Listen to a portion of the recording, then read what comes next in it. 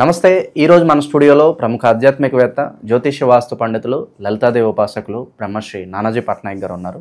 గురుగారితో మాట్లాడదాం. నమస్కారం గురుగారు. శ్రీమాత్రే నమః. గురుగారు, 2025లో సక్సెస్ఫుల్గా మొదటి 6 నెలలు పూర్తి చేసాం.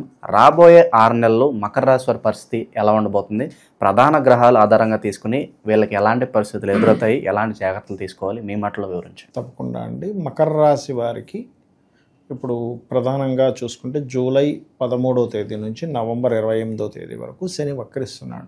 ఏలినాడు శని అయిపోయింది కదా అని అనుకున్నది మళ్ళీ శని వెనక్కి వస్తున్నాడు. అందుకని వీళ్ళు ప్రధానంగా ధనస్థానంలో రాహు ఉన్నందుకు ఆన్లైన్ రిలేటెడ్ ఇట్లాంటి వాటి మూలంగా కొంత ధనయోగం ఉంటుంది. ఆన్లైన్ అంటే మళ్ళీ ఇక్కడ ఇంకోరే ఏదైనా అనుకోగలరు, బెట్టింగ్స్ అనుకోగలరు. బెట్టింగ్స్ కాదు, బెట్టింగ్స్ క్యాసినోలో ప్యాకెట్లో ఇవి కాదు. ఆన్లైన్లో ఏదైనా ప్రోడక్ట్ అమ్మేది దానికి పనికి వస్తుంది. సాఫ్ట్వేర్ డెవలప్మెంట్ కాను ఇట్లాంటి వాటికి పనికి వస్తుంది అది. అలాగే మరొక విషయం ఏంటంటే ఇక్కడ ఈ శని ఎప్పుడైతే 2లోకి వస్తుంటాడో కొంచెం ఎవరికైనా ఫైనాన్స్ రిలేటెడ్ మ్యాటర్స్ విషయంలో, కుటుంబ వ్యవహారాలకు సంబంధించినటువంటి అంశాల్లో కొన్ని జాగ్రత్తలు తీసుకోవాలి ఖచ్చితంగా. అందులో ఎటువంటి సందేహం లేదు. ముఖ్యంగా కంటికి సంబంధించిన ఇబ్బంది ఉన్న వాళ్ళు కొంత జాగ్రత్త ఉండాలి. ఎందుకంటే శని రాహులు 2 ధనస్థానంలో ఉన్నప్పుడు అది కుటుంబం మీద, కంటి మీద ఇట్లాంటి వాటి మీద చూపిస్తూ ఉంటుంది, ఫైనాన్స్ మీద. కాబట్టి ఈ జాగ్రత్తలు తీసుకుంటూ వీళ్ళకి 6లో ఉండే గురువు ఈ సంవత్సరం 3 రాసులు మారుతున్నాడు కాబట్టి సప్తమంలోకి వస్తాడు. సప్తమంలోకి ఎప్పుడైతే గురువు వస్తాడో ఈ లగ్నానికి పాపైనప్పటికీ ఎంతో కొంత ఎగ్జాల్టెడ్ పొజిషన్లో ఉండే గురువు కాబట్టి వ్యాపార అభివృద్ధి, ఏదైనా ప్రాపర్టీస్ తీసుకోవడానికి అనుకూలత అక్టోబర్ నవంబర్ మాసాల్లో కాస్త ఎక్కువగా ఇస్తాడు ఆ టైంలో. ఇది కొంచెం చూసుకోవాలి. అయితే వీరికి పర్టికులర్గా ఉద్యోగం కోసం ప్రయత్నం చేసేటువంటి వారికి ఉద్యోగ ప్రయత్నాలు బాగానే ఉంటాయి. దాని గురించి పెద్దగా టెన్షన్ పడాల్సిన అవసరం లేదు. కాకపోతే పూర్వీకుల ఆస్తులు ఉంటాయి చూసారా, తాతగారు ఆస్తి ఇట్లాగా అష్టమంలో కేతు సంచారం జరుగుతున్నందుకు తాతగారు ఆస్తికి సంబంధించినటువంటి విషయాల పట్ల కాస్త జాగ్రత్తగా ఉండాలి. ప్రధానంగా కనుక చూసుకున్నట్లయితే అది ముఖ్యంగా చూసుకుంటుండాలి. అలాగే ఇక్కడ గురుబలం సప్తమంలో గురువు రావడం, సప్తమం నుంచి లగ్నాన్ని చూడడం, ఇది ప్రధానంగా ఏంటంటే ప్రాపర్టీ, బిజినెస్, కొంచెం పార్ట్నర్స్ సపోర్ట్ ఇటువంటివి ఇస్తాయి. అందులో ఎటువంటి సందేహం లేదు. అదేవిధంగా కాస్త సప్తమంలో ఉండేటువంటి గ్రహం 3వ స్థానాన్ని చూస్తున్నందుకు కొత్త అగ్రిమెంట్స్, ఇంటర్వ్యూస్కి వెళ్ళినందుకు సక్సెస్ అవ్వడము, లేకపోతే కొంతమందితో కలయిక వల్ల బాగుండడము, ఇటువంటి ఫలితాలు ఇస్తుంది. అక్కడ కొత్త పరిచయాలు కలిసి వచ్చే అంశమే. కొత్త పరిచయాలు, కొత్త పార్ట్నర్సు, కొత్తవన్నీ కొంత పరిచయాలు మాత్రం కలిసి వచ్చే అంశం. ఎందుకంటే పరిచయ స్థానం అనేటువంటిది 3వ స్థానంలో మనం చూస్తాం. ఈ 3లో ఉండేటువంటి శని వక్రించాడు. వక్రించి ఎప్పుడైతే 2లోకి వస్తున్నాడో 3 మీద గురువు యొక్క దృష్టి ఎప్పుడైతే ఉందో ఇది ప్రధానంగా ఏంటంటే కొత్త పరిచయాలు, కొత్త ప్రయత్నాలను సక్సెస్ చేస్తుంది. చెప్పాలంటే ముఖ్యంగా ఏంటంటే గురువు సప్తమంలో ఉన్నప్పుడు 3ని యాక్టివ్ చేస్తున్నాడు, అంటే ప్రయత్నాలు, ఇంటర్వ్యూస్ని యాక్టివ్ చేస్తున్నాడు, ఉద్యోగాలను యాక్టివ్ చేస్తున్నాడు, వ్యాపారాలను, ఉద్యోగం కంటే కూడా వ్యాపారాన్ని బాగా యాక్టివ్ చేస్తున్నాడు.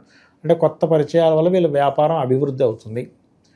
అయితే సప్తమంలో ఉన్నప్పుడు ఏంటంటే జీవిత భాగస్వామితో కూడా కొంత సపోర్ట్, ఇప్పుడు ఒక బిజినెస్ పెట్టారు, పార్ట్నర్ సపోర్ట్ అనేటువంటిది లభిస్తుంది ఇక్కడ, అందులో ఎటువంటి సందేహం లేదు.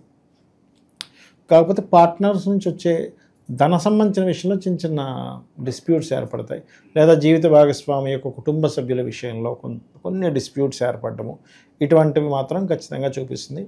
అయితే ఈ మకరం వారికి శని వక్రగతి వల్ల అప్పు లభిస్తుందండి. లోన్స్ కోసం కొంతమంది బిజినెస్ లోన్స్ కోసం ట్రై చేస్తుంటారు చూసారా, బిజినెస్ లోన్స్ మాత్రం బాగా యాక్టివ్ అవుతాయి ఇక్కడ, అందులో ఎటువంటి సందేహం లేదు.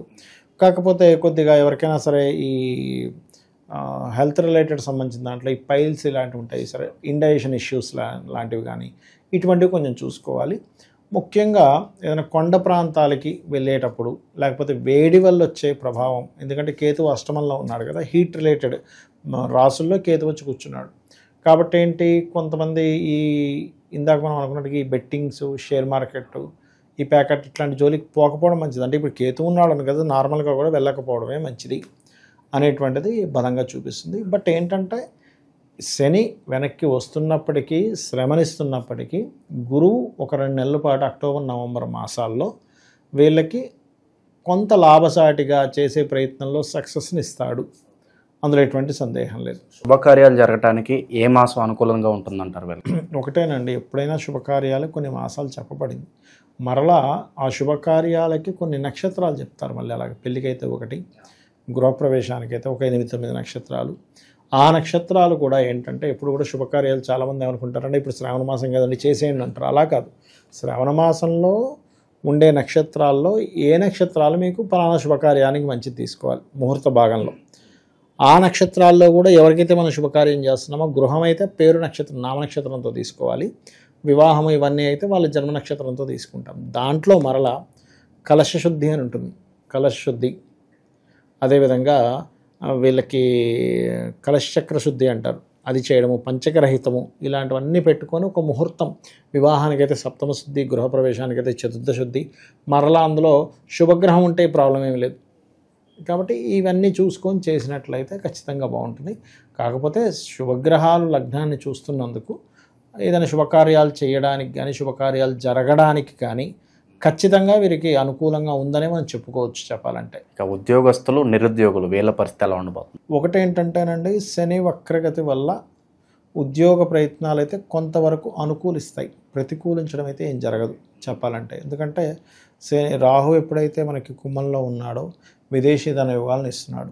సో వీళ్ళు ఏదైనా సరే కంపెనీస్ వీళ్ళు ఎంచుకోవడం కూడా కొంచెం విదేశీ కంపెనీలకు సంబంధించినవి ఎంచుకోవడము, వీటి వల్ల కొంచెం తొందరగా వీళ్ళకి అనుకూలత ఏర్పడుతుంది. ఈ టైంలో వీళ్ళు విదేశాలకు వెళ్ళాలని ప్రయత్నిస్తే అక్కడే స్థిరపడే అవకాశాలు ఎంతవరకు ఉంటాయి అంటారు వీళ్ళకి? స్థిరపడాలంటే ఒకటేనండి, వాళ్ళ పర్సనల్ చార్ట్లో 8-12 కాంబినేషన్ ఉండాలి.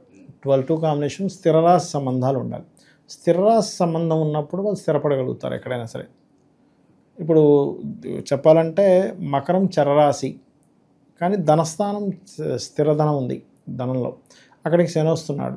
కాబట్టి ఏంటి, వీళ్ళకి ఏదైనా విదేశీ సంబంధించిన విషయాలు కొంతవరకు అనుకూలిస్తుందని చూపిస్తుంది. కానీ వీళ్ళ పర్సనల్ చార్ట్లో ఎలా ఉందని చూడాలి.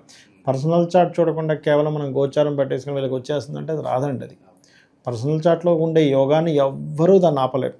ఒక వ్యక్తికి ఒక యోగం ఉంది అంటే అది బ్యాడ్ ఆర్ గుడ్ వెంటనే అంత ఈజీగా దాన్ని తీసేయలేం. అది ఎంతో ప్రయత్నం చేస్తే తప్పితే అది ఆగడం అనేది జరగదు. దైవారాధన కావచ్చు, పరిహారాలు కావచ్చు, ఏ విధంగా ఉంటే వీళ్ళకి బాగుంటుంది? వీళ్ళకి మకరం వారికి ఎప్పుడు కూడా గుర్తుపెట్టుకోండి, అమ్మవారి ఆరాధన ఈజ్ బెస్ట్. ఎందుకంటే కెరియర్ పాయింట్ ఆఫ్ వ్యూలో తీసుకుంటే కనుక లలితా సహస్రనామాలు చేయడము, అమ్మవారి ఆరాధన చేయడం మంచి ఫలితాలు ఇస్తుంది. కాకపోతే ధనస్థానంలో ఎప్పుడైతే శని రాహువులు కలిశారో ఇక్కడ ఓం నవవిద్రుమ బింబశ్రీ ఞక్కారి రతనచ్చదాయి నమః బ్రహ్మాండంగా పనిచేస్తుంది. ఇది ప్రధానంగా తీసుకోవాలి. అలాగే కొంచెం కుటుంబ సభ్యుల మూలంగానే కొన్నిసార్లు ఈ ఫైనాన్షియల్ మ్యాటర్స్ కావచ్చు, ఇటువంటి విషయాల్లో కొంత ఇబ్బంది అనేటువంటిది వస్తూ ఉంటుంది. నరఘోష, నరదృష్టి కావచ్చు, శత్రు సంహారం, వీటికి ఏమైనా పరిహారం ఉంటుంది?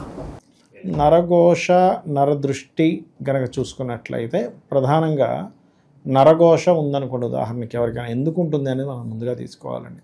వీళ్ళ జన్మజాతకంలో ఉండేటువంటి లగ్నం కానివ్వండి, సన్ కానివ్వండి వీక్గా ఉంటే నరఘోష ఉంటుందండి. నరదృష్టి, నరఘోష వీటన్నిటికీ ఒకటే ప్రధానమైనటువంటిది ఏమిటది అంటే, ఒకటి పాయింట్ నెంబర్ 1, వీళ్ళు సూర్య ఉపాసన చేయాలి ఎక్కువగా. ఎంత సూర్య ఉపాసన చేస్తే అంత నరఘోష, నరదృష్టి అనేది తగ్గుతుంది. వీళ్ళకి లగ్నం వీక్గా ఉన్నా, లేకపోతే నడుస్తున్న మహాదశలు, శని రాహుకి సంబంధించిన మహాదశలు వస్తున్నాయి, ఇలా జరుగుతుంది. అలాంటప్పుడు ఇంటికి గుమ్మడికాయ కట్టుకోవడము, వీళ్ళు ఎక్కువ సూర్య ఉపాసన చేయడము, లేకపోతే హనుమాన్ ఉపాసన చేయడము, లక్ష్మీ నరసింహస్వామి ఉపాసన కూడా నరఘోష నుంచి బయటపడేస్తుంది. అంటే ఆ ఎనర్జీని దాటి వీళ్ళ దగ్గరికి ఇంకో ఎనర్జీ రాలేదు, నెగిటివ్ ఎనర్జీ రాలేదన్నమాట. సో ఓవరాల్గా రాబోయే 6 నెలల్లో కూడా మకర రాశి వారి పరిస్థితి ఏ విధంగా ఉండబోతుందో అద్భుతంగా వివరించారు. ధన్యవాదాలు గురు. శ్రీమాత్రే నమః.